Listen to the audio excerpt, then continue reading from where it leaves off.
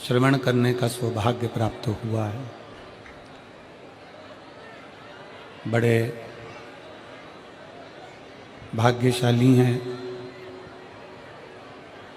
मेरठ नगर के सभी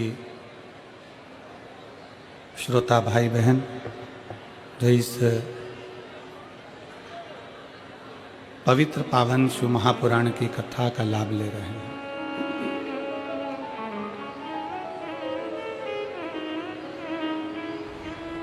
भगवान बेलकेश्वर महादेव की ये पवित्र भूमि,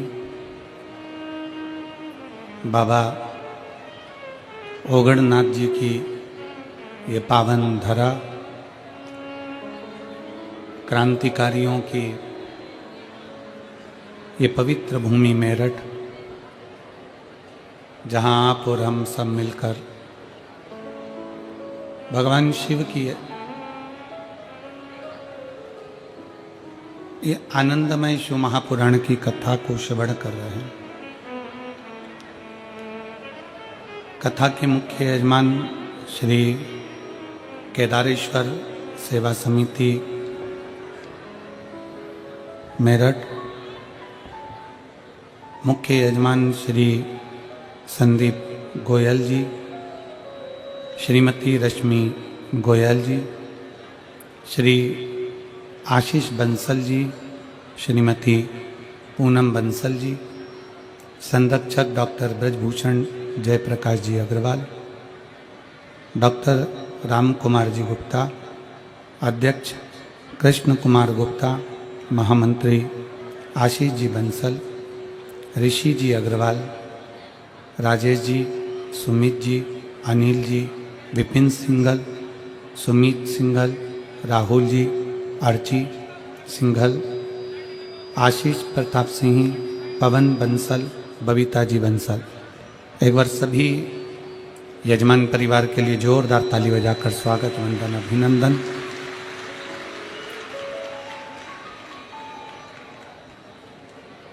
जो एक पवित्र पावन कथा का लाभ आप और हमको दे रहे हैं और आप और हम इस कथा का लाभ श्रवण कर रहे हैं।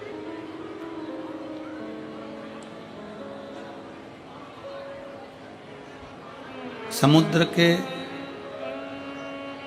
अंदर बहुत सारे रत्न होते हैं, माणिक होते हैं, मोती होते हैं, आभूषण होते हैं।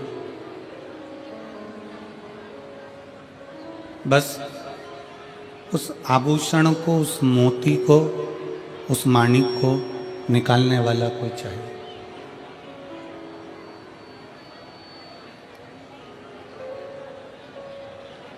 समुद्र में सब समाया है, समुद्र के अंदर सब कुछ है। मोती भी भरे हुए हैं, रत्न भी भरे हुए हैं, माणिक भी भरे हुए हैं और बहुत सारा खजाना समुद्र के अंदर है। समुद्र को देखने से वो खजाना नहीं मिल सकता।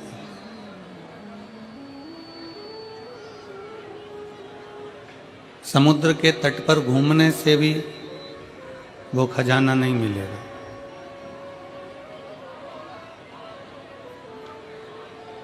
न समुद्र को देखने से समुद्र में छुपा खजाना मिलेगा, न समुद्र के तट पर घूमने से समुद्र का खजाना मिलेगा, ना समुद्र के जल में नहाने से भी वो खजाना प्राप्त नहीं होगा। समुद्र के जल में नौका से विहार करने पर भी वो खजाना प्राप्त नहीं होगा। पर शिव महापुराण की कथा कहती है, भगवान शंकर का चरित्र कहता है, शिव तत्व कहता है, शंकर भगवान की पवित्र कथा कहती है कि वो खजाना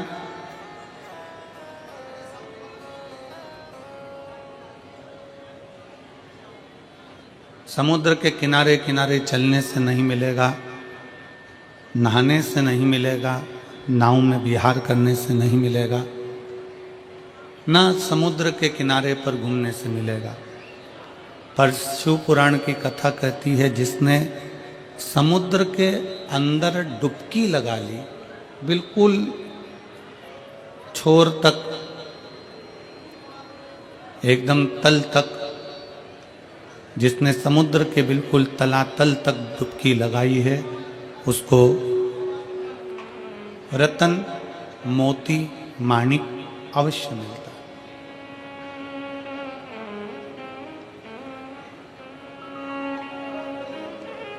उसको मोती जरूर मिलेगा, रतन जरूर मिलेगा, माणिक जरूर मिलेगा। जो नीचे गया है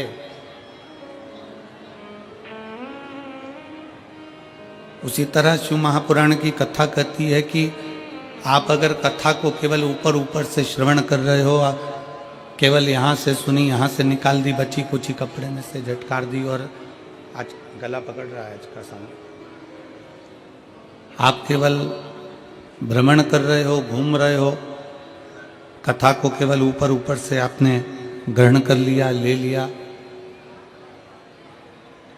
उससे शंकर नहीं मिल सकता, उससे शिव नहीं मिल सकता। शंकर को प्राप्त करने के लिए, शिव महापुराण को प्राप्त करने के लिए शिव पुराण के अंदर प्रवेश करना पड़ेगा, शिव महापुराण के अंदर जाना पड़ेगा।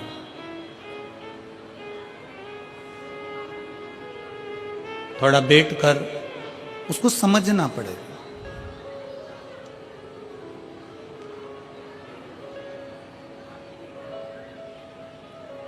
दुनिया के कई लोग ऐसे हैं जिनको आज भी समझ में नहीं आता कि आखिर ये शिव महापुराण में शंकर के शिवलिंग में ऐसा क्या है कि शिवलिंग पर एक लोटा जल चढ़ाया जाए, बेलपत्र चढ़ाई जाए और वो औषधि का काम कर देती है।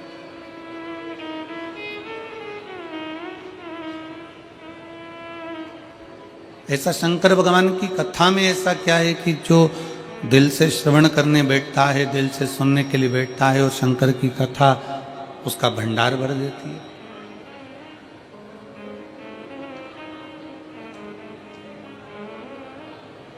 कई लोग इस पे विचार करने में लगे रहते हैं कि ऐसा शिव महापुराण में आखिर है क्या, शंकर भगवान की कथा में आखिर ऐसा है क्या।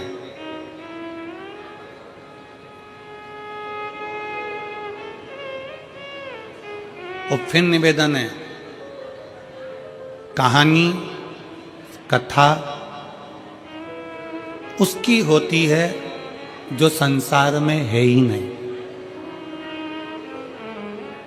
शिव महापुराण की कथा कहती है कि शंकर भगवान की ये शिव पुराण, ये कथा नहीं, ये कहानी नहीं, शिव महापुराण तो स्वयं शंकर का एक स्वरूप है। जब हम सुनते हैं तो शंकर को अपने करीब में बुला लेते हैं और अपने पास बिठा लेते हैं।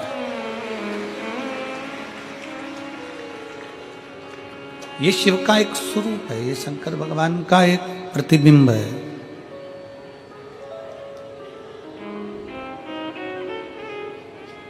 आप कथा सुनने के लिए नहीं आए हो, आप जितने भी कथा के पंडाल में बैठे हुए हो, भगवान शंकर की कथा को श्रवण करने के लिए बैठे हुए हो, जितने भी भगवान शंकर की पवित्र कथा का तत्व ग्रहण करने के लिए बैठे हो, आस्था चैनल के माध्यम से भी जितने भी शिव भक्त कथा को श्रवण कर रहे हैं, फेसबुक यूट्यूब के माध्यम से आप पूरम कथा को सुन रहे हैं, तो ये मानकर चलना कि आप कथा सुनने के लिए नहीं बैठे हो, क्योंकि कथा उसकी होती जो यहाँ से गया हो।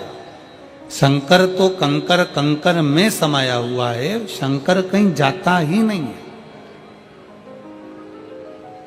वो तो अजर और अमर है।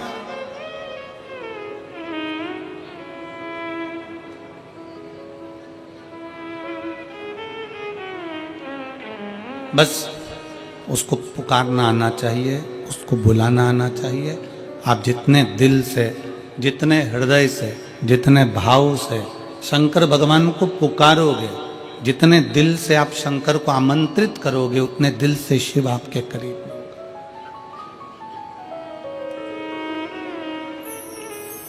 समुद्र के किनारे पर आबादी नहीं होती, समुद्र के किनारे पर आबादी नहीं होती और शिव को जल चढ़ाने वाले की कभी बर्बादी नहीं होती। शंकर को जल चढ़ाने वाले की कभी बर्बादी नहीं होती। शिव को जल चढ़ाने वाला कभी बर्बाद नहीं होता। शंकर को जल चढ़ाने वाला कभी कष्ट में नहीं आता। अगर दिल से शंकर को रिझा रहा है, दिल से शिव की स्तुति कर रहा है, दिल से भगवान शंकर को मना रहा है, तो वो कभी बर्बाद नहीं हो सकता।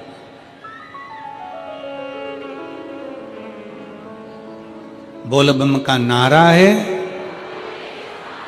सारी समस्या का हल, श्री शिवाय नमस्ते। शिव को जल चढ़ाने वाला कभी बर्बाद नहीं होता।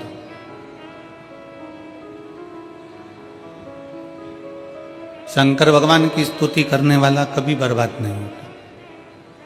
शिव की भक्ति करने वाला कभी बर्बाद नहीं होता। कल भी कथा में कहा था, परसों भी कथा में कहा था कि ब्रह्मा ब्रह्म लोक में है, भगवान विष्णु वैकुंठ लोक में। ब्रह्मा ब्रह्म लोक में, भगवान विष्णु वैकुंठ लोक में है।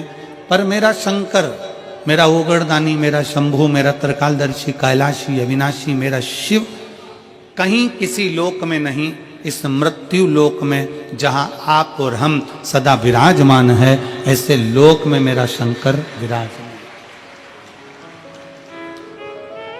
हम आप पूरी कथा का स्मरण करेंगे। पूरी कथा में अगर आप स्मरण करेंगे तो आपको स्मरण में आएगा कि ब्रह्मा जी को कोई चिंता नहीं, भगवान नारायण को कोई चिंता नहीं, इंद्र को कोई चिंता नहीं। पर मेरे देव अधिदेव महादेव इस भूमंडल पर रहते हैं अपने परिवार के साथ में, अपने कुटुंब के साथ में, अपने पूरे इष्ट मित्रों के साथ में। तो मेरे भगवान शंकर अपने दुख से दुखी नहीं होते।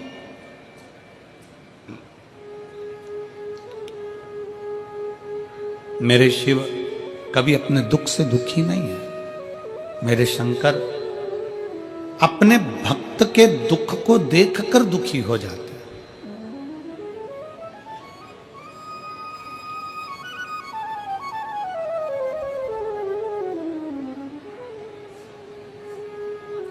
और मैंने तेरे ही भरोसे बाबा, तेरे ही भरोसे हवा बिच उड़ती जावागी बाबा, डोर तो छड़ी नावे में कटी जावागी। भोले मैं तेरी पतंग, शंभू मैं तेरी पतंग, हवा बिच उड़ती जावागी बाबा, डोर तो छड़ी नावे में कटी जावागी।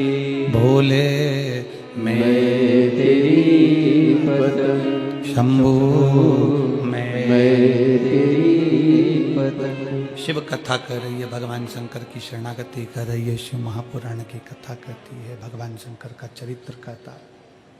शिव कथा कर रही है, भगवान शंकर का पवित्र कथा वर्णन कर रही है। शिव खुद के दुख से दुखी नहीं है। शंकर भगवान स्वयं के दुख से दुखी नहीं। भगवान शंकर अपने भक्त का दुख नहीं देख सकते।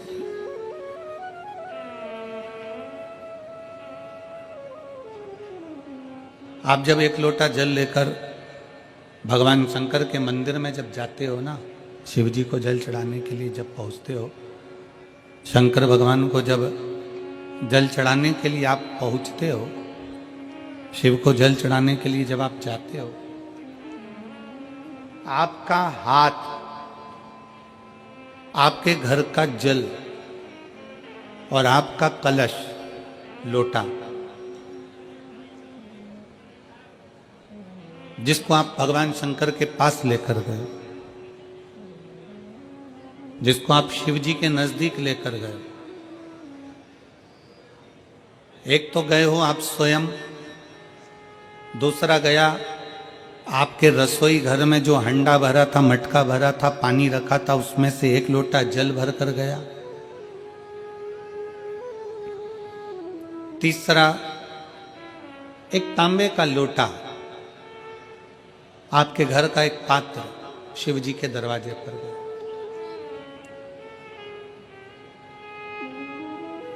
स्वयं भी गए, जल भी गया, पात्र भी गया। शिव महापुराण की कथा कहती है आपका चेहरे की दशा, हाथ जो जल चढ़ा रहा है उसका कंपन,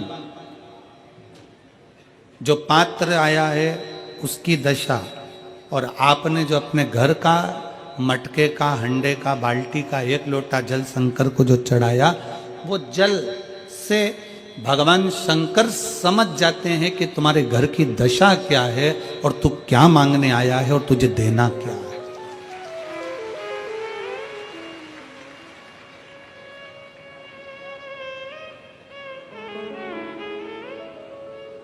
सब पानी का स्वाद अपना अपना है। हेडपंप का पानी, हापसी का पानी, बोर का पानी, उसका स्वाद अलग है। कुएं का पानी, उसका स्वाद अलग है। सरोवर का पानी, उसका स्वाद अलग है। तालाब का पानी, उसका स्वाद अलग है। समुद्र का पानी, उसका स्वाद अलग है। कुंड का पानी, उसका स्वाद अलग है। बारिश का पानी, उसका स्वाद अलग है। सब पानी का स्वाद अलग अलग है, और जो पीने वाला है वो बता देता है कि यह पानी अपने घर का नहीं है, ये जल अपने घर का नहीं है।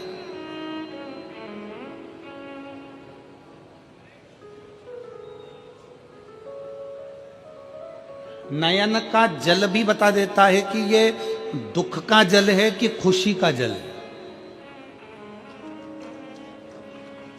नेत्र के आंसू भी बता देते हैं कि ये खुशी के हैं कि दुख के हैं। इसलिए शायद शिव महापुराण की कथा कहती है कि हीरा के परखदार बहुत मिलेंगे। शिव महापुराण की कथा कहती है कि हीरा के परखदार बहुत मिलेंगे, हीरा को समझने वाले बहुत मिलेंगे, हीरा को पहचानने वाले बहुत मिलेंगे, हीरा के परखैया बहुत मिलेंगे। पर शिव महापुराण की कथा कहती है कि किसी की पीड़ा के समझने वाले बहुत कम मिलेंगे, बहुत कम। हीरा का परखैया मिल सकता है पर पीड़ा का परखैया नहीं मिलेगा। हीरा को समझने वाला मिल सकता है पर पीड़ा को समझने वाला नहीं मिलेगा। हीरा को जानने वाला मिल सकता है पर पीड़ा को जानने वाला नहीं मिलेगा। शिव महापुराण की कथा कहती है कि खुशी के आंसू और दुख के आंसू दोनों में अंतर होता है। खुशी के आंसू जो होते हैं वो ठंडे होते हैं, और दुख का जो आंसू होता है वो गर्म होता है, उसमें भी पीड़ा होती है, उसमें भी पीड़ा होती है।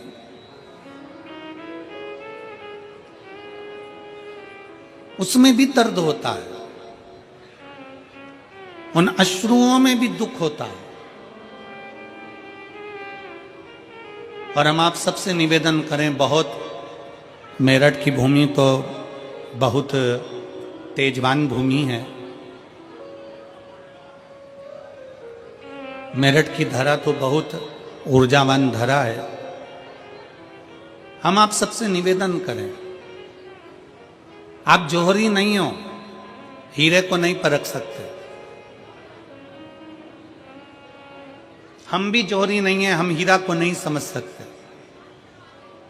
पर भगवान शंकर ने पृथ्वी पर जिसको जन्म दिया उसको जौहरी बनाकर पैदा किया है, उसको जौहरी बनाकर भेजा है कि आप भले हीरा को न समझो चलेगा, पर अपने नजदीक में कोई दुखी है तो उसकी पीड़ा को जरूर समझना। भगवान शंकर कहते हैं उसकी पीड़ा का स्मरण।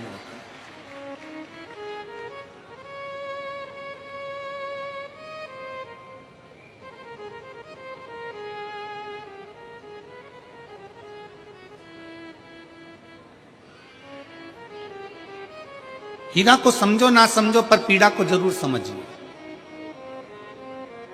किसी के दर्द को जरूर समझिए, किसी के दुख को जरूर समझिए, किसी की तकलीफों को जरूर समझिए।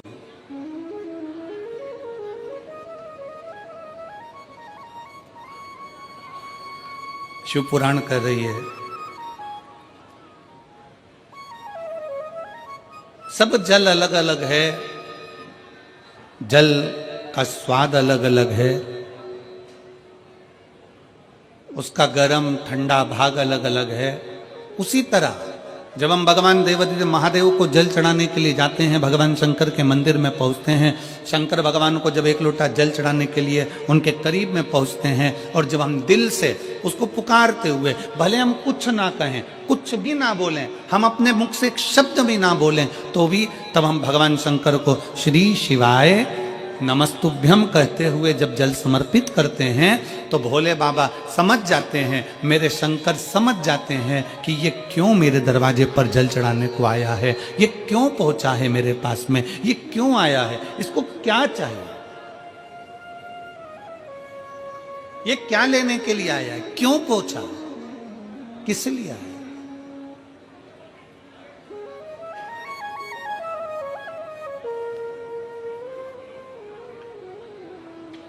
शंकर उस दशा को जान जाते हैं कि इसको क्या चाहिए, क्या लेने के लिए आया।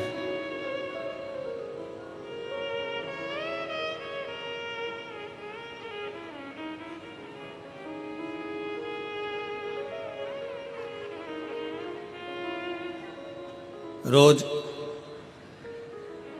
शंकर के मंदिर में प्रतिदिन जाने वाले को, और एक और चीज अपने स्मरण में रहे, अगर शिव के मंदिर नहीं जा सकते तो अपने घर में जो शिवलिंग है उस पर जल चढ़ाओ।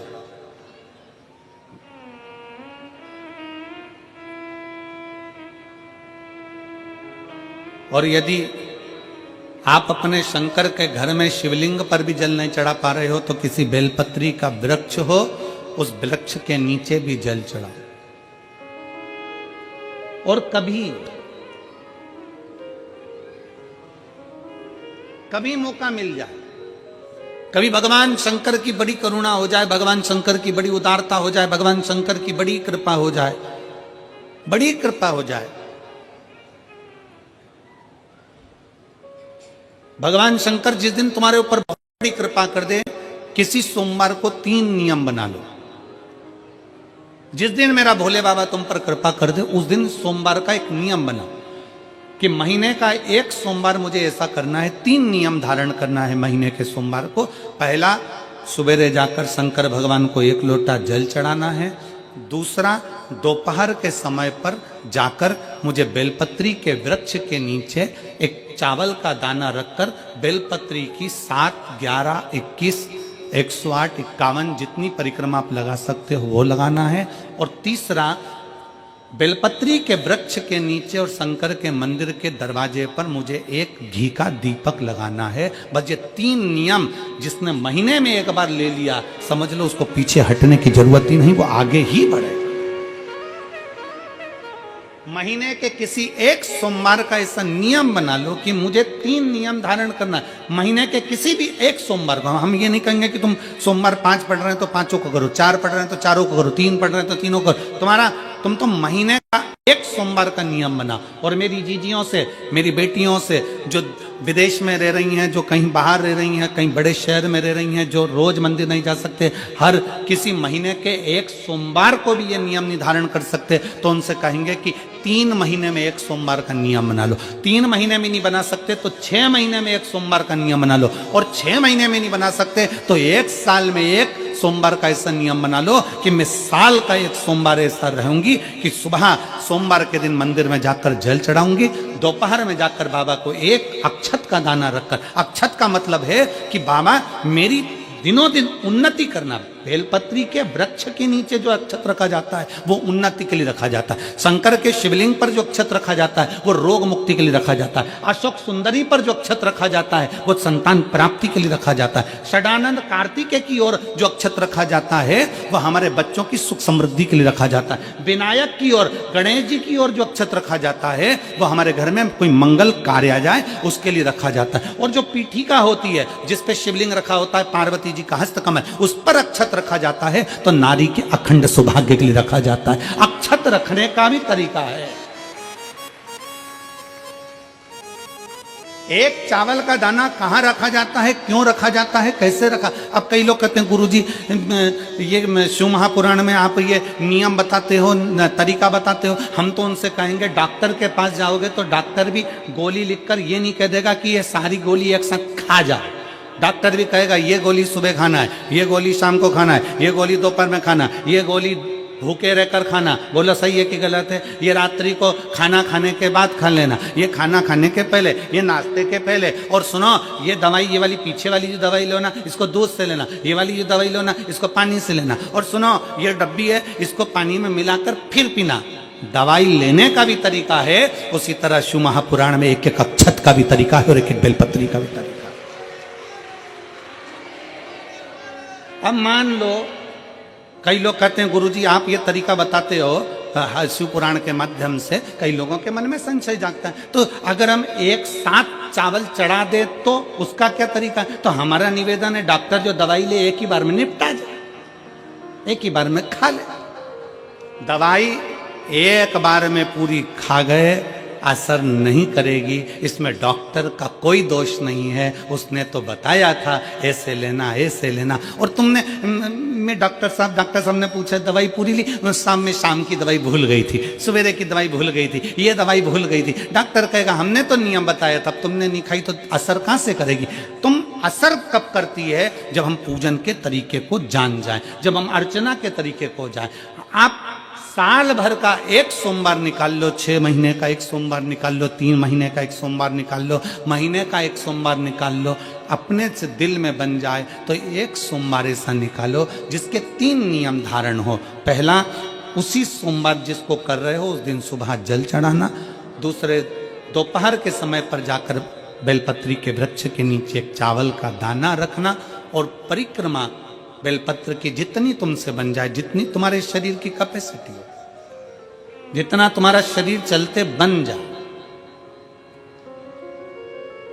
हम तो ये भी नहीं कहते कि तुम भूखे रहकर भगवान का भजन करो, हम कभी नहीं कहते।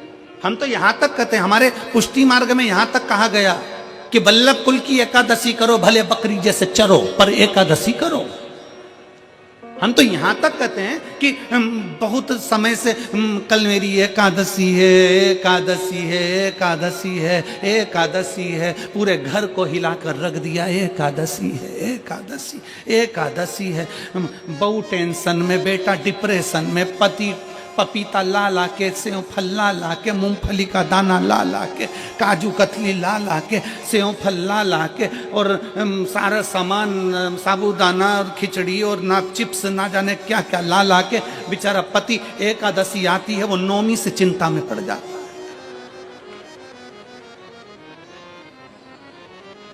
हम तो ये भी नहीं कहते कि तुम व्रत बहुत भारी करो, तुम व्रत उपास भी बहुत बहुत टेंशन वाला करो, ना ना ना।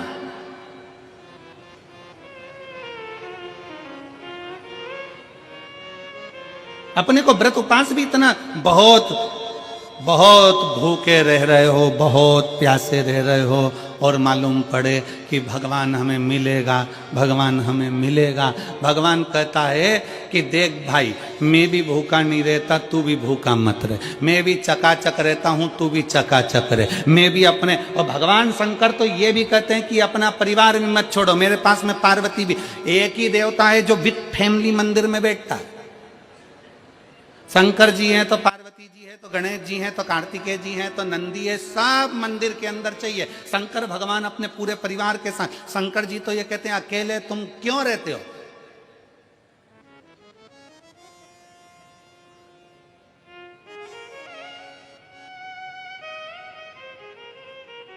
शिव जी की एक बात अपने ध्यान में रखना, कितनी सुंदर बात है शंकर भगवान की, बहुत ध्यान में रखिएगा।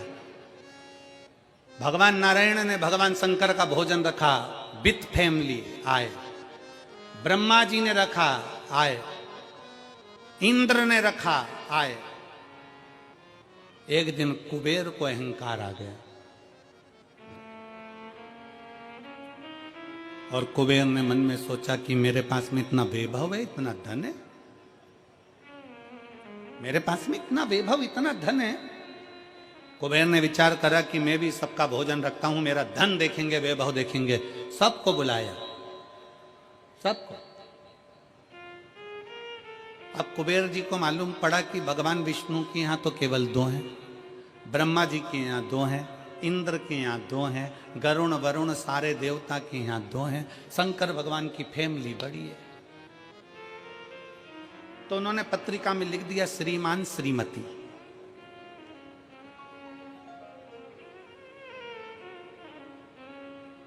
केवल 2। सबके यहां मेरा भोले बाबा गया, मेरे शंकर गए, पर कुबेर के यहां पर जब पत्रिका देने के लिए कुबेर शंकर जी के यहां गए, शंकर जी ने पत्रिका को देखा तो उसमें लिखा था कि शंकर पार्वती पधारे, श्रीमान श्रीमती।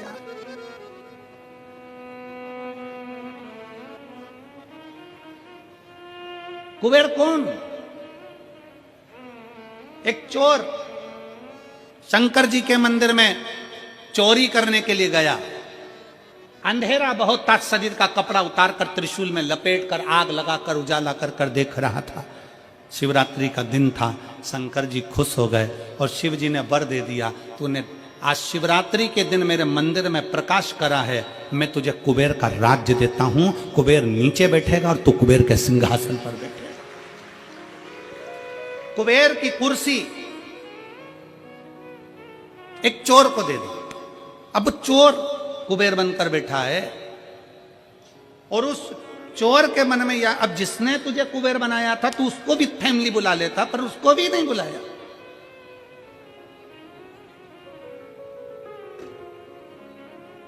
नहीं बुलाया।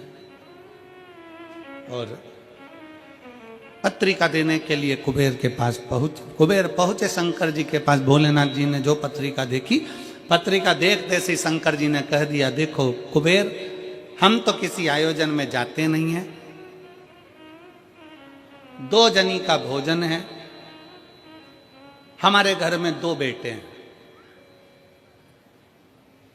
हमारा बड़ा बेटा कार्तिक 1 जनी का ही भोजन करता है और हमारा दूसरा बेटा गणेश 2 जनी का करता है, तो हम गणेश को भेज देंगे, हिसाब बराबर। कुबेर को लगा कि गणेश इतना छोटा सा वो क्या खाएगा। शंकर भगवान बोले, वो तो बाद में पता चल जाएगा, तू जा। अब कुबेर ने निमंत्रण रखा, 33 कोटि देवताओं के लिए भोजन तैयार करवाया, मंगवाया, भोजन बनवाया। और इतने में सबसे पहले गणेश जी पहुंच गए। कुबेर की पत्नी दौड़ कर आई, दरवाजे पर गणेश आए, शंकर जी के पुत्र। कुबेर ने कहा आने का समय तो 6 बजे था, ये तो 4 बजे ही आ गए। पूछ के आओ इतनी जल्दी क्यों आ गए? गणेश जी से पूछा तुम इतनी जल्दी क्यों आ गए? तो कहा पिताजी ने कहा कि पहली पंगत में निपटाया।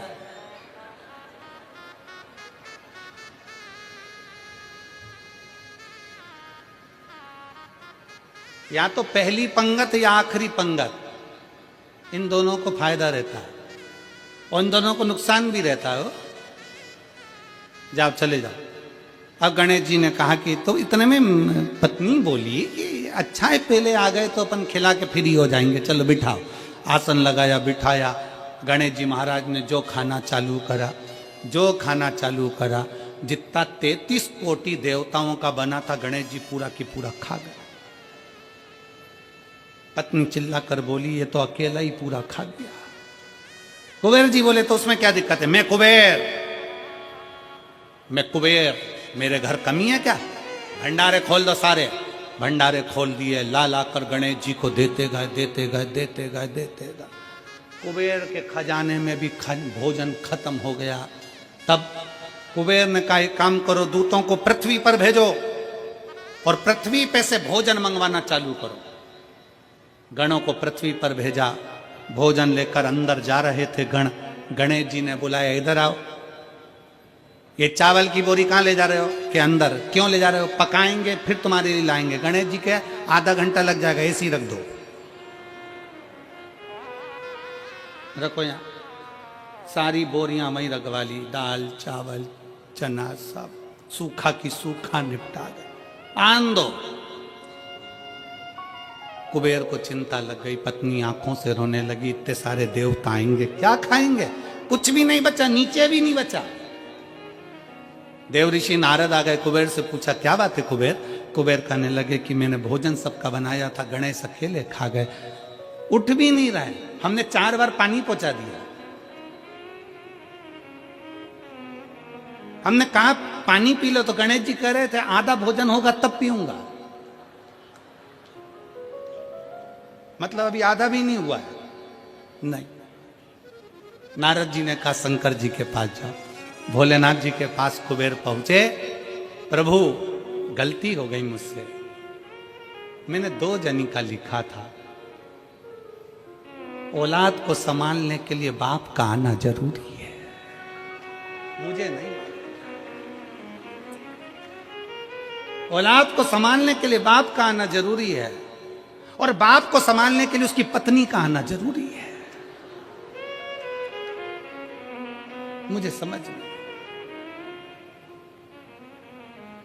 मैं भूल गया। शंकर भगवान ने दुर्वा तोड़ी और दुर्वा तोड़कर कुबेर को दे दी, और कुबेर से कहा ये दुर्वा ले जा, गणेश जी को दे देना।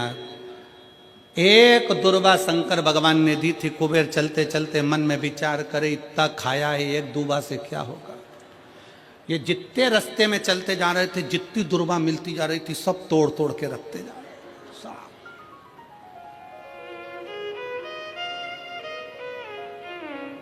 सारी दुर्वा लेकर गणेश जी को दे दी, तुम्हारे पिताजी ने भेजी है। गणेश जी ने एक दुर्वा दांत में ली और पेट पे हाथ फेर के बोले, कुबेर भैया कल कितनी बजे आना है? कल कितनी बजे आना? कुबेर के मेरी सौगंध है, जब तक तुझे कोई बुलाए नहीं तब तक तू जाना नहीं, और जैसे ही तुझे कोई उठा दे तो तू उठ भी जाना, तेरे हाथ जोड़। तब से ब्याहों में गणेश जी को बुलाते भी हैं, छोड़ के भी आते हैं, मंगल कार्य में लेकर भी आते हैं, छोड़ कर भी आते हैं। 33 कोटि देवता में केवल एक देवादिदेव महादेव एक ऐसे हैं, अगर उनको बुलाना है, शंकर जी कहते हैं कि मुझे बुलाने के लिए मेरा सारा परिवार आमंत्रित करना पड़ेगा, सारा परिवार आएगा, तो मैं अकेला नहीं, मेरे साथ बुद्धि का देव गणेश भी आएगा, तो रिद्धि और सिद्धि भी आएगी, षडानंद कार्तिकेय भी आएंगे, तो अखंड सौभाग्य देने वाली गौरा पार्वती भी आएगी, वो सब आमंत्रित, वो सब आए।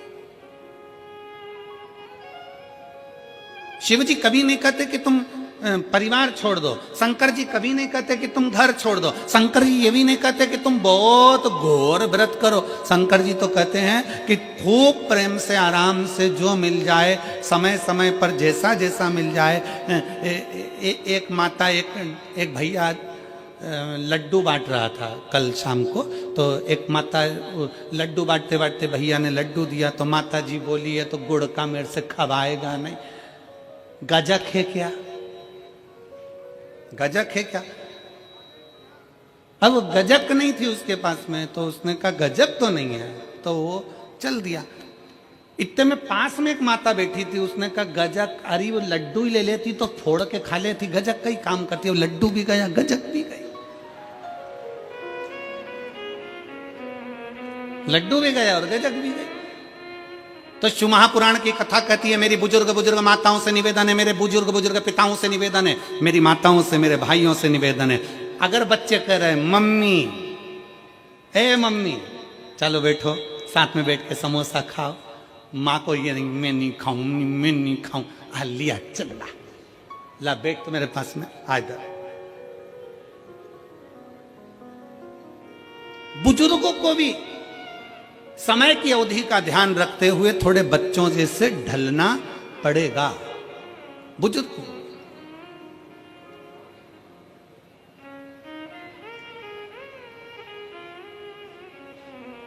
थोड़ा बच्चों जैसा ढलने का प्रयास करना। हम अपनी अकड़ में रह जाएंगे तो बच्चों के करीब नहीं पहुंच पाएंगे, बच्चों के नजदीक नहीं पहुंच पाएंगे। शिव कथा कह रही है, भगवान शंकर का चरित्र कह रहा है, शंकर भगवान तुम्हारे हाथ का लोटा देखकर, तुम्हारा हाथ देखकर, तुम्हारा स्वरूप देखकर, तुम्हारा पानी देखकर पहचान जाते हैं कि इसको जरूरत क्या है, किस चीज की जरूरत। शिव जान जाते हैं, शंकर पहचान जाते हैं। बस आप उसके दरवाजे तक जाएंगे, उसको भजेंगे, उसका स्मरण करेंगे और शिव जान जाएंगे। जो शंकर का हो गया, जो एक बार भगवान शंकर के मंदिर जाना प्रारंभ कर दिया, शिव की स्तुति करना प्रारंभ कर दिया, शिव महापुराण की कथा में जो रमने लगा, समझ लेना वो अकेला नहीं रहा है। उसके हर श्वास में 21,600 श्वास प्रतिदिन शरीर में से निकलती है।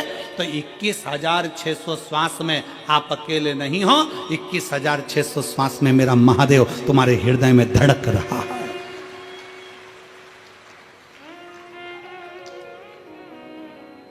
वो एक लाइन स्मरण में आती है ना,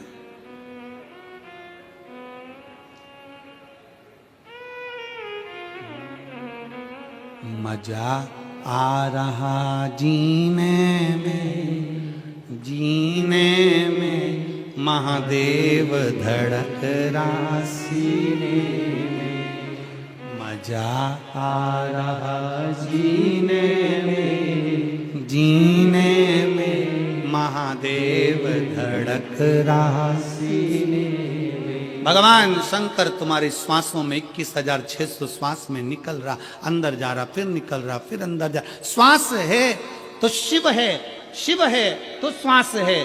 जिस दिन शिव शरीर से निकल गया, उस दिन शरीर नहीं रहेगा, केवल शव बन जाए, फिर शरीर नहीं है।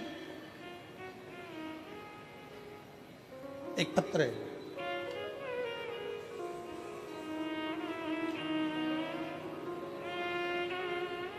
मैं जसबीर कौर, पत्नी बलजीत राम, गांव जैनपुर, तहसील शाहाबाद, मारकंडा जिला कुरुक्षेत्र, हरियाणा की निवासी हूँ। कहीं बैठी हो तो हाथ हिला सकती हैं, अगर कहीं बैठी हो तो हाथ हिला सकती हैं। मैं जसबीर कौर, पत्नी बलजीत राम, गांव जैनपुर, तहसील शाहाबाद, मारकंडा जिला कुरुक्षेत्र, हरियाणा की निवासी हूँ। आप ही हैं? बच्चा आया है साथ में, ले आओ, ले आओ, इसको ले आओ, आ जाइए। मेरा मोबाइल नंबर ये है। मैं भोलेनाथ की महिमा का क्या वर्णन करूं गुरुदेव। 2008 में मेरी शादी हुई, 2008 में शादी हुई। 2010 में मेरा पहला बच्चा हुआ, जो बड़े ऑपरेशन से हुआ, लेकिन 4 महीने के बाद वो मर गया। पहला बच्चा मेरा 2010 में जन्म लेकर मर गया। दूसरा बच्चा मेरा 2012 में हुआ, वो भी बड़े ऑपरेशन से हुआ और डिलीवरी के 1 घंटे बाद वो भी मर गया। तीसरा बच्चा मेरा 2015 में जन्मा और 2015 में ऑपरेशन होने के बाद डिलीवरी के समय पर वो बच्चा मर गया। 3 ऑपरेशन हो चुके थे, डॉक्टरों ने और बच्चा करने के लिए मना कर दिया था, क्योंकि सभी बच्चे बड़े ऑपरेशन से हुए थे। तीनों बच्चों के फेफड़ों में पानी था, कहीं ना कहीं तकलीफ थी, वो मर गया। 2022 में अचानक से आपकी कथा सुनने लगी और कथा सुनते सुनते मन में उम्मीद जागी कि भोलेनाथ सबकी झोली भरता है तो हमारी भी भरेगा। मैंने भी बाबा को जल चढ़ाना शुरू किया, पशुपति व्रत रखे, मंदिर में झाड़ू और पोछा लगाना शुरू किया। इसके बाद मेरा गर्भ ठहरा और मेरे भटिंडा की 1 दिन तथा रेवाड़ी की 5 दिन की कथा पंडाल में बैठकर सुनी। गर्भ के रहते हुए मैं पंडाल में पहुंची और बाबा से प्रार्थना करती कि अब ये बच्चा मेरा जीवित रहे, इसको कुछ ना हो। बाबा को बोल कर आती, बाबा का चढ़ा जल पीती। 1 जुलाई 2024 के दिन सोमवार था और 16 साल के बाद हमारे घर में एक बच्चे ने जन्म लिया, पुत्र ने। 16 साल के बाद एक बेटे ने जन्म लिया। डॉक्टरों के हिसाब से डॉक्टरों ने कहा था कि बच्चा बीमार है, पर जैसे ही डॉक्टर ने वापिस चेकअप करा तो बच्चा पूर्ण तरह से स्वस्थ था।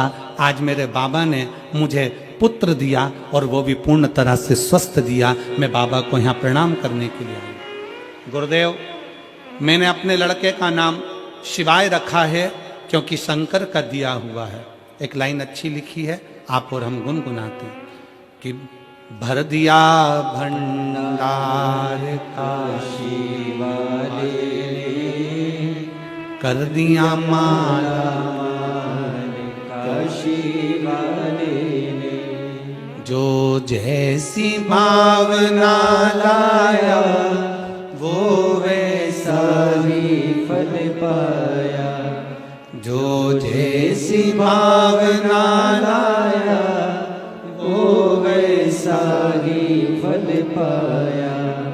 नहीं खाली उसे लौटाया वो मन ही मन हर्षाया, कर दिया माला माल काशी वाले ने, लुटा दिया भंडार काशी वाले ने। 16 साल के बाद बाबा ने मेरी गोदी में संतान दी।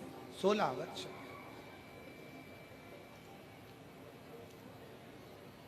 पंडाल में बैठकर बस यही मांगा था कि तू अब देना तो स्वस्थ देना, तेरी कृपा, तेरी दया, तेरी करुणा, तेरी उदारता कुछ कम ना हो।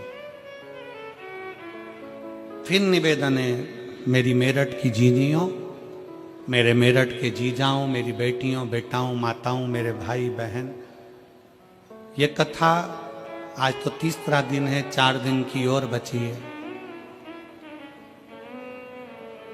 कथा जब पूरी हो जाएगी ना, जो कथा के पंडाल तक नहीं पहुंचे ना, वो बाद में पछताएंगे, सोचेंगे अपने नजदीक में तिजोरी खुली थी और हम हीरे बटोर नहीं पाए और खाली खाली हम बटोर नहीं पाए, हम खाली की खाली रहे। आ जाओ।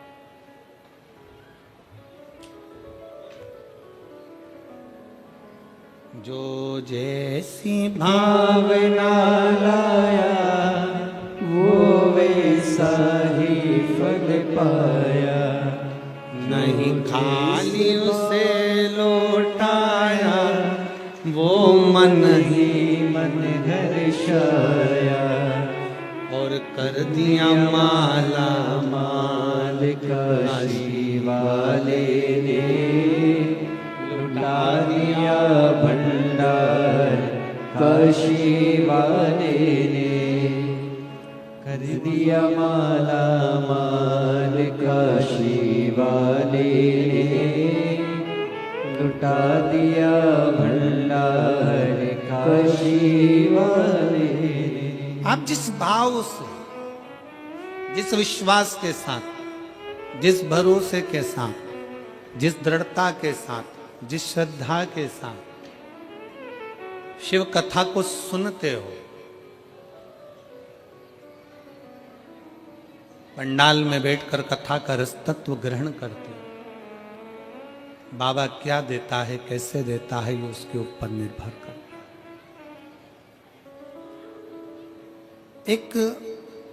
कई लोग ऐसे मिलेंगे संसार में जो आपसे कहेंगे कि क्या करना शंकर के मंदिर जाकर, क्या करूं।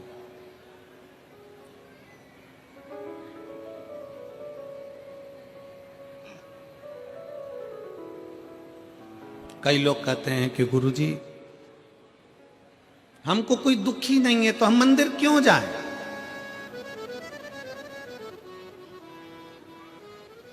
मंदिर क्यों जाया जाए? क्या करेंगे मंदिर जाकर? शिव महापुराण की कथा कहती है, आप कितने भी करोड़पति हो, धनपति हो, वैभवपति हो, सत्तापति हो, पर एक बात याद रखना कि तुम्हारा धन, तुम्हारी वैभव, तुम्हारी सत्ता, तुम्हारा पैसा, तुम्हारी दौलत जिस दिन कहीं हॉस्पिटल में पड़े होगे, सारी दौलत तुम्हारी लॉकर में रहेगी, घर पर रहेगी, उस जगह पर केवल तुमने जो शंकर भगवान को एक लोटा जल चढ़ाया है, वो जल तुम्हारा कल बदलेगा, वो बदलेगा।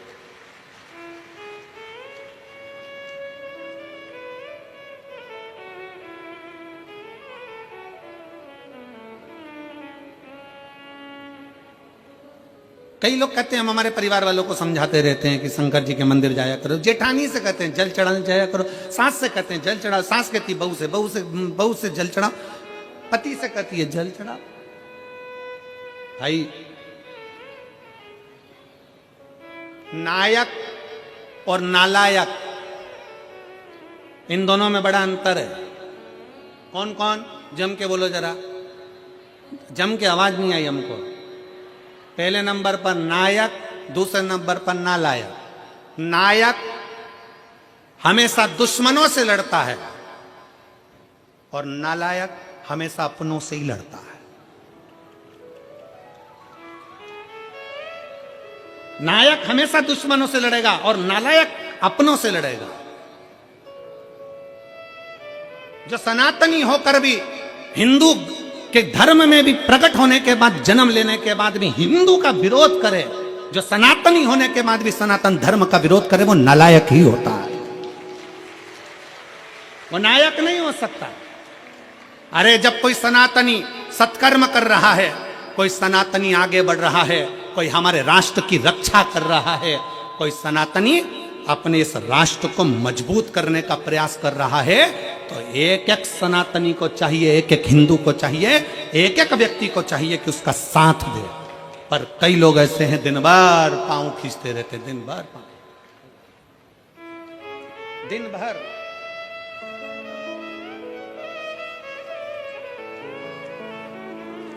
हमारे बीच में संत शिरोमणि पधारे, एक बार जोरदार ताली बजाकर।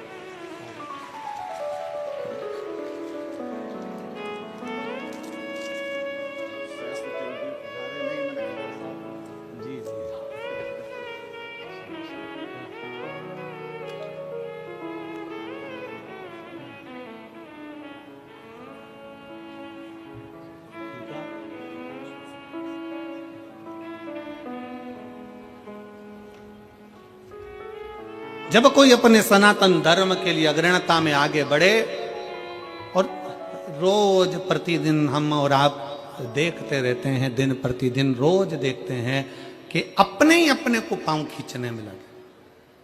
हमारा सनातन धर्म में मजबूत करना है, और जितना मजबूत कर सकते हैं उतना करिए।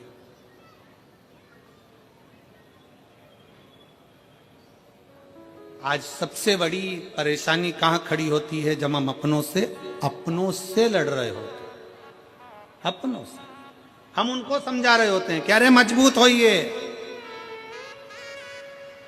पर जरा सा लोभ, जरा सा धन का लोभ, जरा सी सत्ता का लोभ, जरा सा वैभव का लोभ, जरा सा वोट का लोभ हमें हमारे सनातन धर्म से दूर कर देता है, और दूसरे धर्म अच्छे लगते हैं और सनातन धर्म बेकार लगने लगता है। जरा सा लोभ व्यक्ति को अपना धर्म बुरा लगने लगता है और दूसरे धर्म श्रेष्ठ लगते। शिव तत्व कह रहा है, भगवान शंकर की कथा कर रही है, अपने भीतर के भाव को प्रकट करिए, शंकर के मंदिर जाना प्रारंभ करिए, शिव की स्तुति करना प्रारंभ करिए, शंकर को एक लोटा जल चढ़ाना प्रारंभ करिए। और जिस दिन आप शिव की स्तुति में लगोगे, शंकर का भजन करने में लगोगे, शंकर का नाम उच्चारण करने में लगोगे, तुम अकेले नहीं, 21,600 श्वास जो तुम्हारे शरीर से निकल रही है, इस 21,600 श्वास में भगवान शंकर तुम्हारे हर श्वास में, मेरा शिव तुम्हारे साथ में होगा, प्रत्येक श्वास में।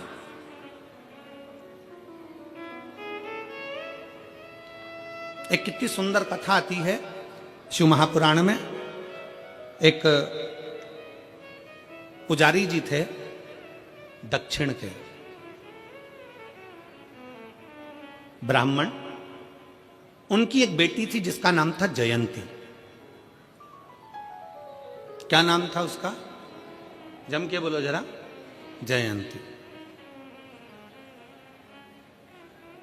हम बीच बीच में आप लोगों से इसलिए बुलवाते हैं क्योंकि आपको स्मरण में रहे, क्योंकि हम जब छोटे थे तब हमारे स्कूल में हमें खड़ा करते थे और सबको बुलवाते थे, 2 एकम 2।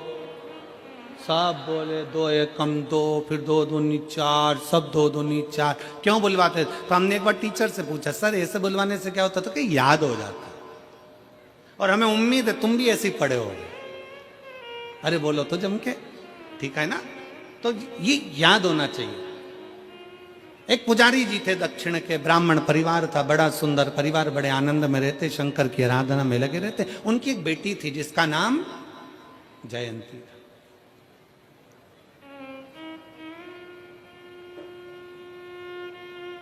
पिताजी मंदिर में सेवा करते, शिव मंदिर में, शंकर जी के मंदिर में आरती, पूजन, अर्चना, आराधना सब करते, सब करते।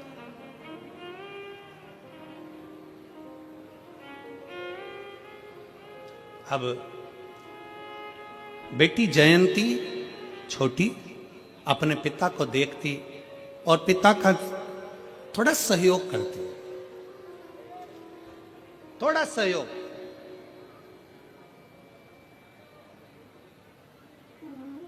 और बहुत, मैं जगत की सारी बेटियों से कहना चाहता हूं, जगत के सारे बेटाओं से कहना चाहता हूं,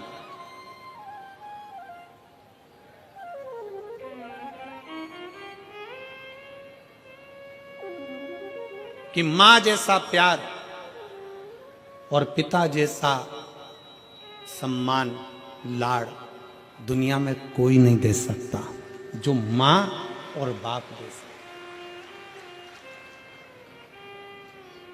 जो माता और पिता दे सकते हैं वो दुनिया में कोई नहीं दे सकता।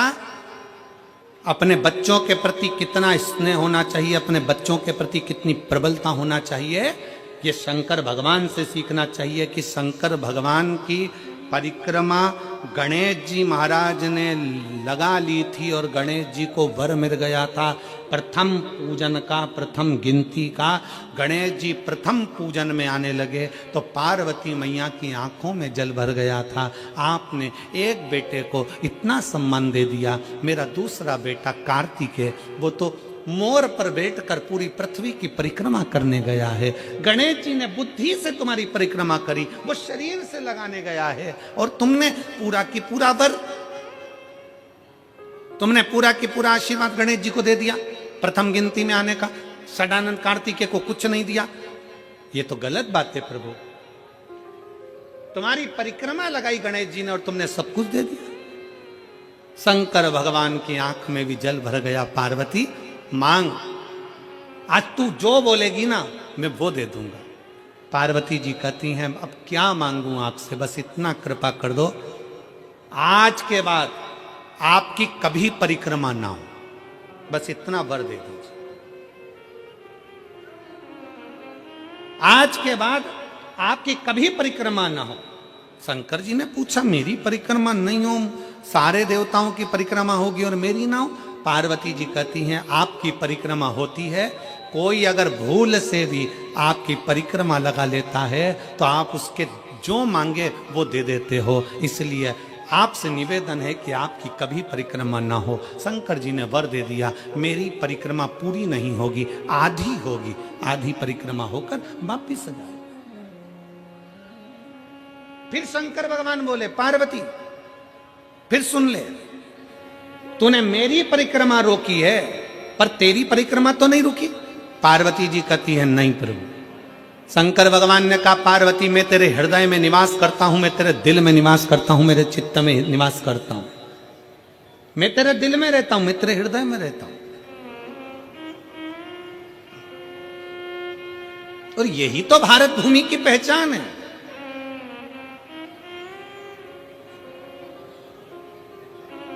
यही भारत भूमि की पहचान है।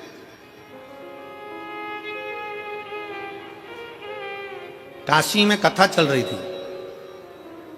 और काशी में कथा चलते चलते वहाँ जहाँ हम ठहरे हुए थे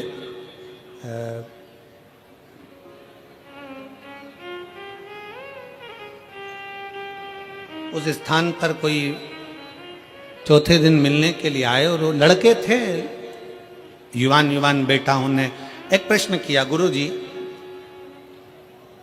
क्या भगवान को जन्म लेने के लिए केवल भारत की भूमि ही मिली? राम जी जन्मे तो भारत की भूमि पर, कृष्ण जन्मे तो भारत की भूमि पर, दत्त प्रगटे तो भारत की भूमि पर, परशुराम भगवान प्रगटे तो भारत की भूमि पर। क्या सारे देवताओं को जन्म लेने के लिए भारत की भूमि मिली? पूरा विश्व पड़ा था, कोई अमेरिका, हालैंड, चीन, कहीं पर भी एक भी भगवान पैदा नहीं हुए, कोई भगवान नहीं जन्मा। गौतम बुद्ध भी जन्मे तो भारत की भूमि पर, महावीर भी जन्मे तो भारत की भूमि पर, रामकृष्ण परमहंस, संत, साधु, सन्यासी, तपस्वी, साधक सब जन्मे तो भारत की भूमि पर। क्या दूसरे देश में, अमेरिका में, रूस में, यहां वहां क्या भगवान जन्म नहीं ले सकता था? हमने कहा भारत की भूमि में और विदेश में बहुत अंतर है। विदेश में लोग दिमाग से प्यार करते हैं और भारत में लोग दिल से प्यार करते हैं। ये भारत की जो भूमि है, ये भारत की जो धरा है, ये भारत की जो भूमि है, यहां जन्म लेने वाला एक एक बच्चा बच्चा अपने दिल से स्नेह करता है। हम हमारी मौसी को, हमारी चाची को, हमारी काकी को, हमारी परिवार को अपना मानते हैं, अपना। मेरे मामा, मेरी मौसी, मेरी काकी, मेरी बुआ, इनको हम अपना मानकर चलते, अपना मानकर चलते हैं। स्नेह बहुत मिला है। कहा महाराज जी, एक पुजारी की बेटी जयंती, और जयंती अपने पिता का हाथ बटा रही है। ये संस्कार घर के हैं, ये संस्कार घर के होना भी चाहिए। स्नेह बस वो सहयोग प्रदान करिए, स्नेह बस। और ऐसा नहीं, अगर आप लोग सेवा कर रहे हैं, शिव महापुराण में कहीं ना कहीं सेवा में लगे हुए, बिठा रहे हैं, उठा रहे हैं, कहीं खिला रहे, पिला रहे, पानी, नाश्ता, भोजन, चाय, कुछ ना कुछ दे रहे हो, सेवा में लगे हो, तो कुछ ना कुछ तो भगवान देगा। एक पत्र है, देखिए,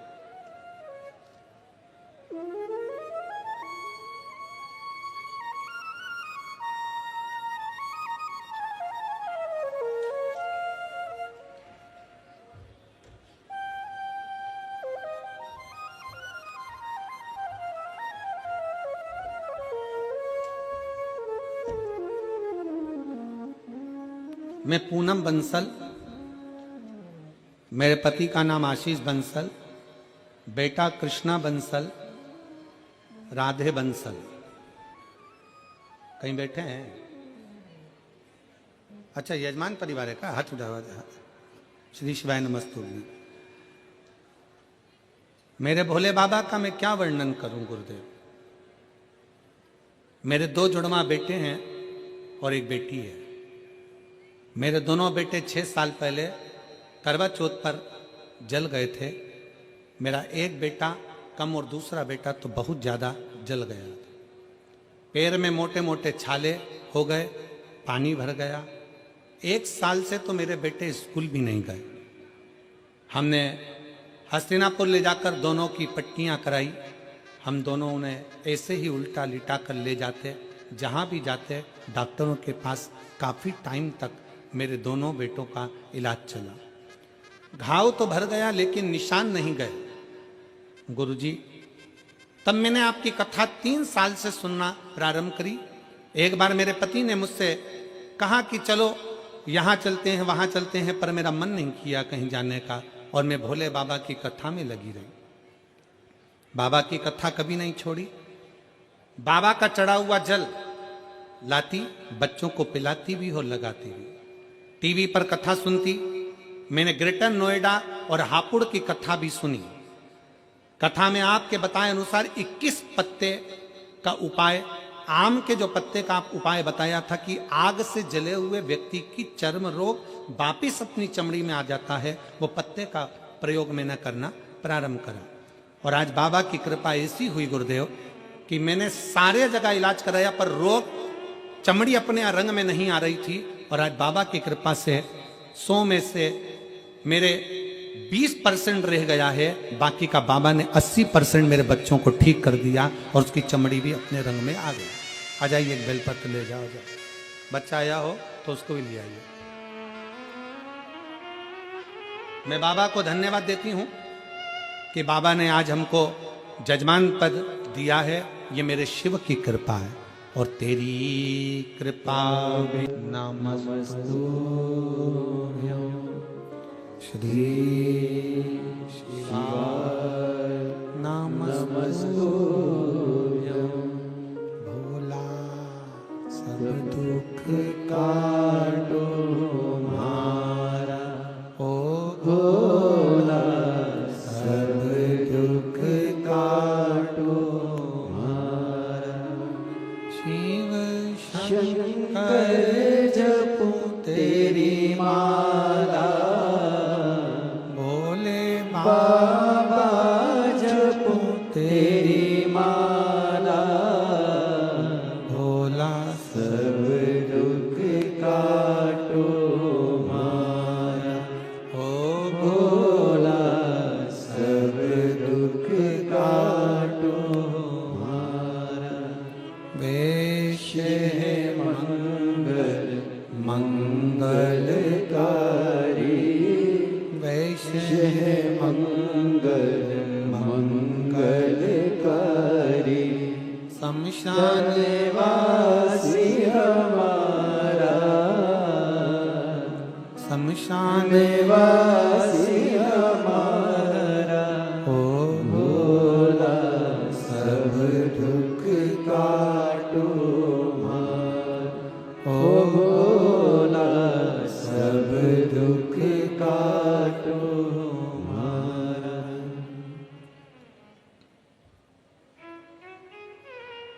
भगवान देवादिदेव महादेव शिव ओघड़दानी त्रिकालदर्शी कैलाशी विनाशी ओघड़दानी भगवान शंकर की कथा कर रहे हैं। एक पुजारी ब्राह्मण की बेटी जयंती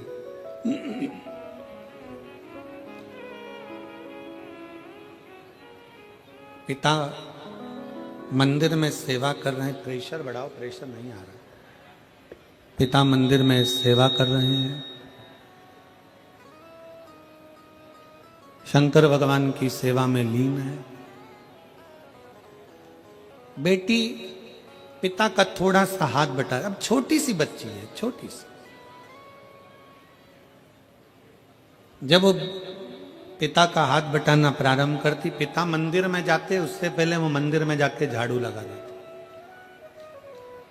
पिता मंदिर में जाते उससे पहले वो जल भरकर तैयार होते। पिता मंदिर में जाते उससे पहले वो पोछा लगाकर तैयार होते।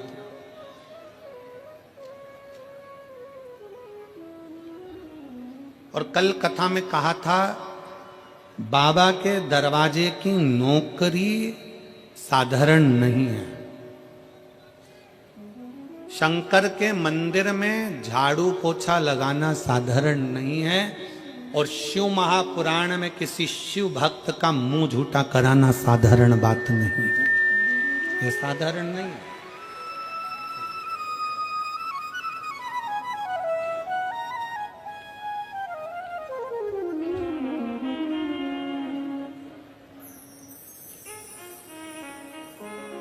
गाजियाबाद से सरला देवी शिवपुराण अपना मकान की बधाई हो। बहुत ले बोलो। 3 कथा पंडाल में बैठकर कथा सुनी। दीदी कह रही हम बहुत परेशान थे, 21 साल से किराए के मकान में थे और बाबा की कृपा से आज खुद के मकान में विराजमान है। ये शिव कृपा। देवता देते हैं पल्ला झाड़ कर और महादेव देता है छप्पर फाड़ कर। थोड़ा समय लग सकता है पर देने में बाबा कमी नहीं रखता। शिव मंदिर में लगाई झाड़ू, शंकर के मंदिर में करी गई सेवा और शंकर के शिव महापुराण में आए हुए भक्तों की सेवा का फल खाली नहीं जाता।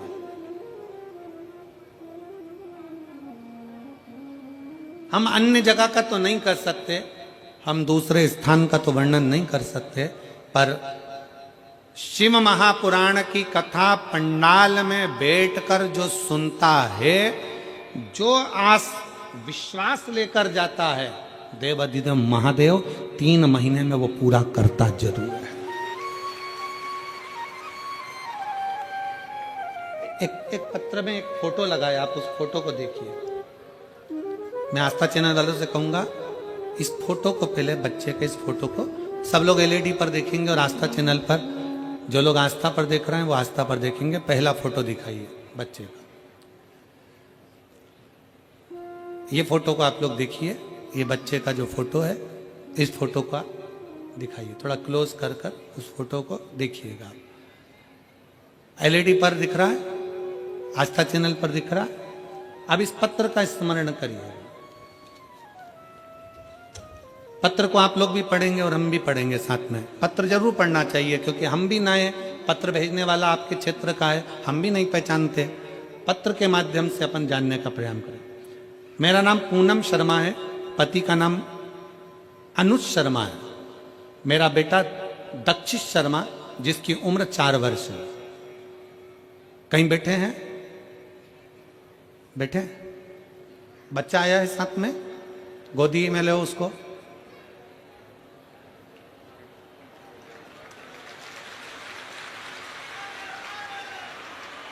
अब ले आओ इसको, ले आइए। पंडाल में बैठकर कथा सुनने का क्या फल होता है, एक लोटे जल का, बेलपत्री खाने का क्या फल होता है, मैं आपको बताना चाहती हूँ। जून 2024 में मेरे बेटे के शरीर पर अचानक से सूजन आ गई।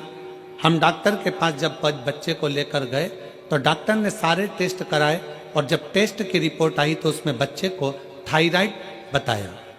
इतने छोटे बच्चे की थायराइड कैसे हो सकता है, बहुत दुख हुआ। फिर हमने 12.5 mg की गोली देना शुरू कर दी। 2 महीने निकले पर बच्चे की सूजन में आराम नहीं हुआ। हमने डॉक्टर से दोबारा पूछा कि आराम नहीं लग रहा है बच्चे को। डॉक्टर ने 25 mg की गोली दे दी। हमने फिर 25 mg की गोली देना शुरू कर दी। बच्चे की हालत अब इतनी खराब हो गई कि मेरे बेटे से ना खड़ा होते बने, ना चलते बने, ना बैठते बने, बस बेड पर पड़ा रहता था। और सूजन भी बहुत बढ़ गई उसकी। हम उसको फिर दूसरे डॉक्टर के पास लेकर गए, तो वहाँ जाने के बाद उसके दोबारा सारे टेस्ट हुए। जब उन टेस्ट की रिपोर्ट आई तो उसमें मेरे बेटे की सारी किडनियाँ खराब बता दी। बेटे की किडनियाँ खराब बता दी। किडनी खराब होने की बात सुनकर हमारे घर में जैसे दुखों का पहाड़ टूट गया। हमने डॉक्टर से पूछा कि क्या इतने छोटे से बच्चे की किडनी खराब हो सकती है? तो डॉक्टर ने कहा, हमसे बोला कि आपके बच्चे को थायराइड की वजह से सूजन नहीं है, बल्कि इसकी किडनियां खराब हो चुकी हैं। बजाय फिर हमने अपने बच्चे का इलाज शुरू किया।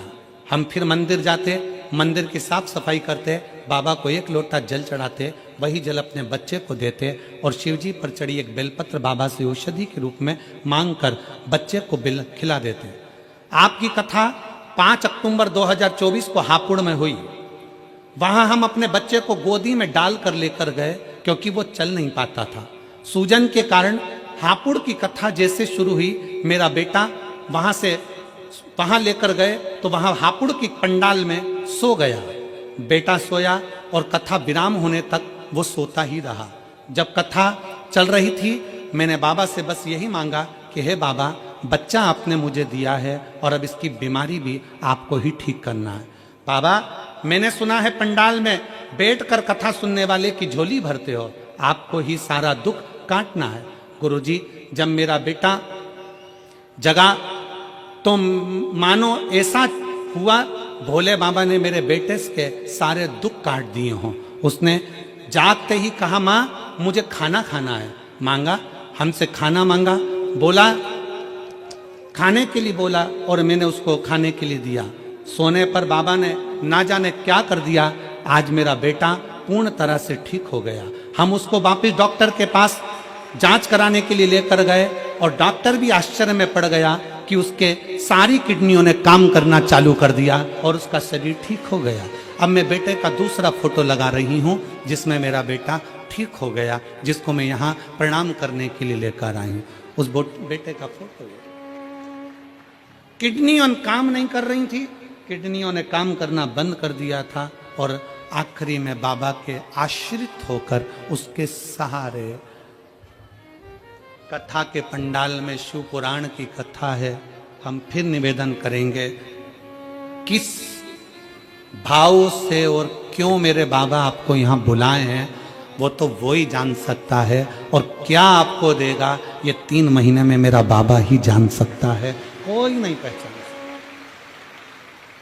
और खाली ना जाता कोई दर से तुम्हारे, खाली ना जाता कोई दर से तुम्हारे, मैं भी खड़ी हूँ नंदी बाहें पसारे, अपने हृदय से लगा लो, गिरा जा रहा हूँ, उठा लो, भूले अपने दर से अब तो न टालो, गिरी जा रही हूँ, उठा लो। हम उसके आश्रित होकर, हम उसके सहारे, हम उसके आश्रित होकर उसके सहारे पर जाएं। क्यों ना सुने वो हमारी?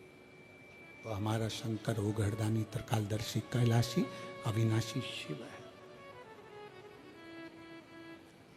शिव महापुराण की कथा नहीं, एक बाप शंकर के रूप में, शिव के रूप में अपने बच्चों से मिलने के लिए आता है।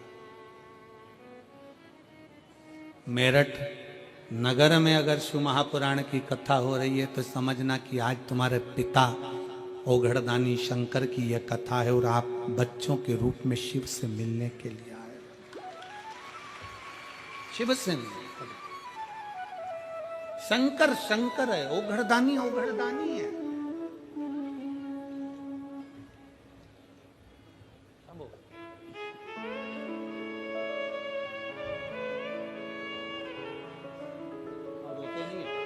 आँख के आंसू पोछो, रोना नहीं, रोना बंद कर। बाबा ने अच्छा कर दिया ना, रोते नहीं, बाबा की प्रार्थना।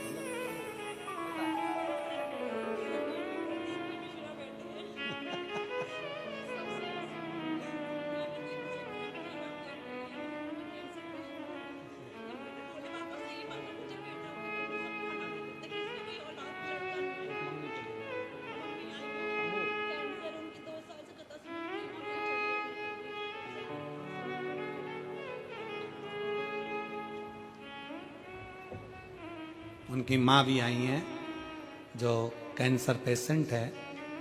डॉक्टर ने कीमो का बोल दिया था, पर 2 साल से कथा सुन रही हैं तो डॉक्टर ने कीमो करने से भी मना कर दिया और कैंसर में आराम लगना प्रारंभ हुआ। वो भी कथा में देखी। कहाँ बेटी बच्चे की नानी, खड़ी हो जाओ जरा। हाँ हाथ हिला दो, ऐसा हाथ हिलाओ। एक बेलपत्र आपकी भी दी है आपकी बेटी को, शिव कृपा बनी रहे। शंभो बैठ जाओ। हर हर महादेव। शिव तत्व है, शंकर है, ओ घड़ी। जयंती छोटी है, अपने पिता का सहयोग कैसे करें? अपने पिता को क्या, जयंती ने झाड़ू लगाना प्रारंभ करा, पोछा लगाना प्रारंभ करा, मंदिर में जल भर कर रख देती, सेवा करती। 16 सोमवार की कथा किस किसने सुनी है? हाथ उठाओ जरा। 16 सोमवार की सुनी है? 16 सोमवार की रखो। उस कथा में एक प्रसंग आता है कि राजा ने रानी से कहा था कि मुझे पूजन का सामान लाकर दे दे, और उसने किसके हाथ भेजा था? जम के बोलो जरा।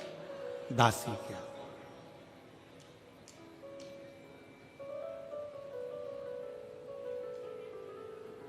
कभी कभी तुम्हारी सास बहू से कह दे कि बेटा मुझे पूजन का ये सामान ला कर दे देना, मेरा बहुओं से निवेदन है 50 काम छोड़ देना, अगर शंकर की पूजन है तो पहले नंबर पर ला कर देना।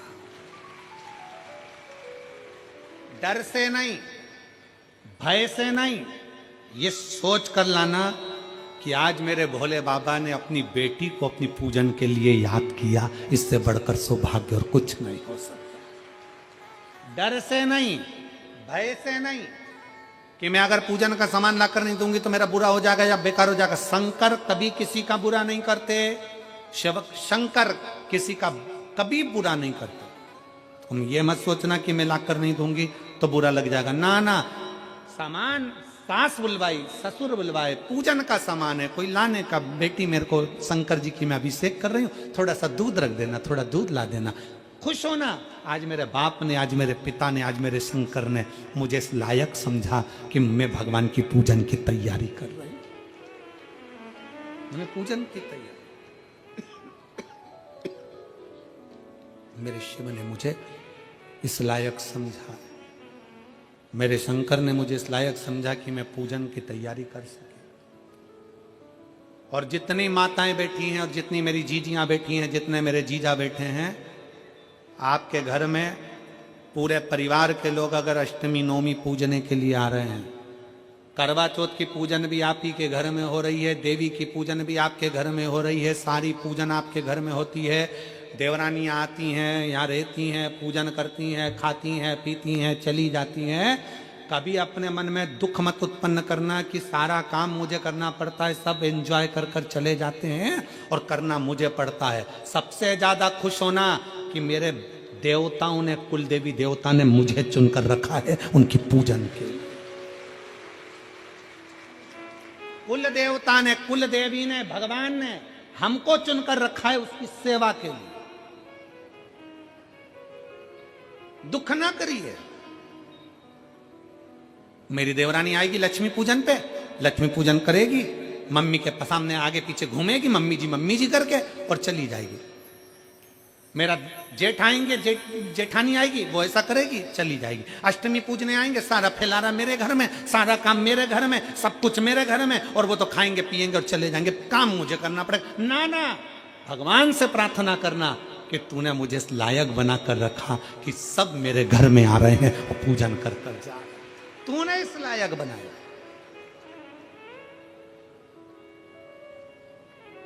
ये तेरी उदारता है, ये तेरी कृपा, ये तेरी करुणा है। हम इस लायक नहीं है, पर उसने हमको इस लायक बनाया। हम बाबा जयंती बड़ी खुश होकर मंदिर की सेवा करती है, चाकरी करती, तैयारी करती। जयंती धीरे धीरे बड़ी हो गई। उसका एक नियम बड़ा प्रबल था, कपास की बाती बनाकर पिताजी को दे देती, पिताजी जोत में लगा देते, आरती में लगा देते और तैयारी। कई मेरे भारत की भूमि की कई माताएं ऐसी हैं, आज भी कई माताएं ऐसी हैं बुजुर्ग, जो बत्ती बनाकर तैयार कर कर मंदिर में दान कर देती हैं, कहीं किसी को दे देती हैं, किसी को पहुंचा देती हैं। अब कई बहुवन कहती हैं हमारी सास पागल हो गई, हमारी सास में अकल ही नहीं, दिन भर बत्ती बना। 10 रुपए की तो बत्ती बाजार में से लिया, उन्हें ढेर इकट्ठी हो जाए। बोलो सही है कि गलत है? 50 रुपए की, 25 रुपए की, 10 रुपए की बत्ती का तो इतना सारा पैकेट आ जावे, 10 रुपए की बत्ती की 100 बत्ती आ जावे। और हमारी सास लगी दिन भर बैठे बैठे बत्ती बनाती रहती है, दिन भर बैठे बैठे बत्ती बिलोती रहती है, दिन भर बैठे बैठे बत्ती बनाती रहती है। वो सास पागल नहीं है, वो सास बेवकूफ नहीं है। अग्नि पुराण में लिखा है, जब कोई कपास की बाती का निर्माण करता है, कपास की बाती को बनाता है, उसमें जितने कपास के रुए होते हैं, एक एक एक एक, वो एक एक रुए जब जुड़ते हैं और घी में लगकर जिस देवता के सामने लगते हैं, जिसने बाती का निर्माण करा है, उसको 1000 अश्वमेध यज्ञ के बराबर फल प्राप्त हो जाता है। सास पागल नहीं है।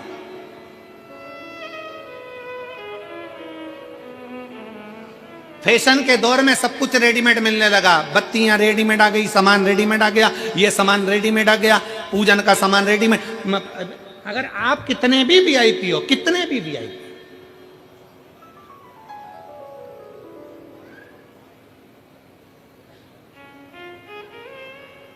कितने भी वीआईपी, और हम तो कहेंगे, बेटा और बेटी दोनों से कहेंगे कि तुम कितने भी वीआईपी बनो, तुम कितने भी पढ़े लिखे बन जाओ, कितने भी वीआईपी और पढ़े लिखे,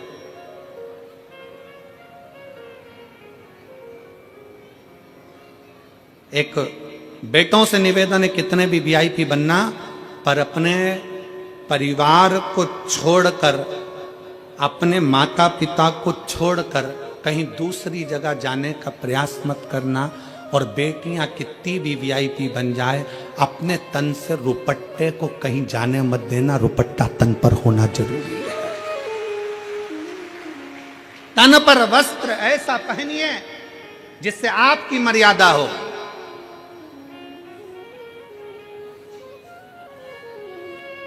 आज बड़ी विचित्र दशाओं में लोग वस्त्र को धारण करते हैं, पर मर्यादित वस्त्र धारण करिए, मर्यादित।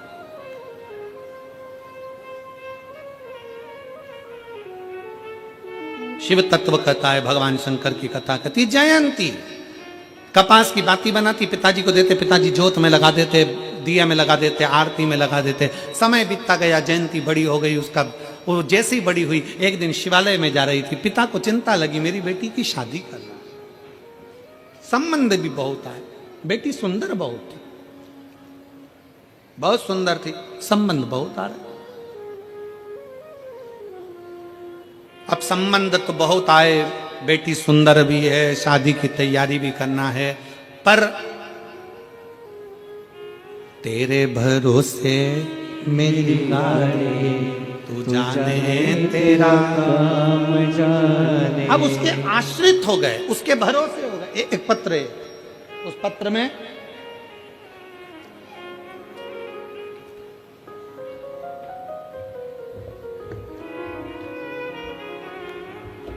मैं बरखा शर्मा, पत्नी हरीश शर्मा, जयपुरिया सनराइज सोसाइटी, गाजियाबाद, उत्तर प्रदेश से आज अपने शंभु भोलेनाथ का धन्यवाद करने के लिए आई हूँ। पत्र को आप लोग एलईडी पर पढ़िएगा। मेरा मोबाइल नंबर ये है, कहीं बैठी हो तो हाथ हिला सकती हैं।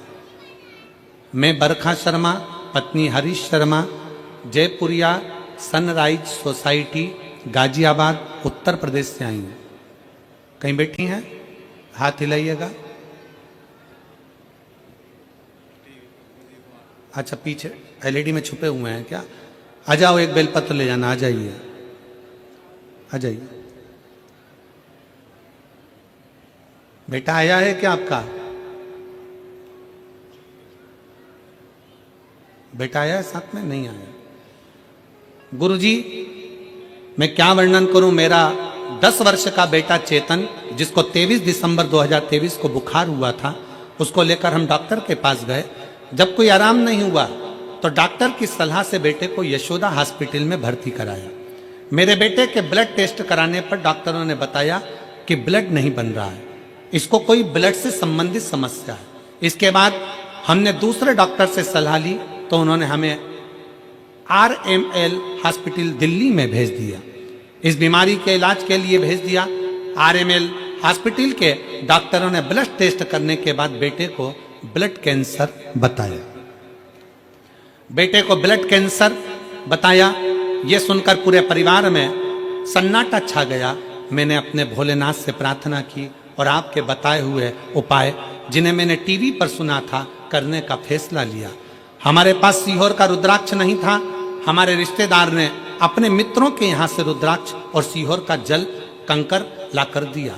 अस्पताल के इलाज के साथ में मैंने आपके द्वारा कथा में बताए उपाय के अनुसार जल और बेलपत्र पत्र रोज शिवालय पर जाकर शिव को लिंग पर चढ़ाती और अपने बेटे को पिलाती। भोले बाबा की कृपा से मेरे बेटे की रिपोर्ट नॉर्मल आई और डॉक्टर रिपोर्ट देखकर हैरान हो गए। उन्होंने फिर से ब्लड सैंपल उतारा और दोबारा टेस्ट कराया, वह रिपोर्ट भी नॉर्मल आई। आज मेरा बेटा कैंसर से मुक्त है। मैं बाबा को यहाँ प्रणाम करने के लिए आई, मैं शिव को नमन करने के लिए। एक विश्वास आपके भीतर हो, कोई दूसरा नहीं आएगा। आपका चढ़ाया गया एक लोटा जल सारी समस्या का हल, केवल एक लोटा जल। अब यहां ना तो बेल है, ना भभूति है, ना ढोंग है, ना प्रपंच है, ना छल है, ना बेईमानी है, केवल आप और आपका महादेव है। आप शिव के आश्रित होकर जब उसके पास में जाते हो, शंकर से अपने दिल की बात कहते हो, शिव उसको स्वीकार करते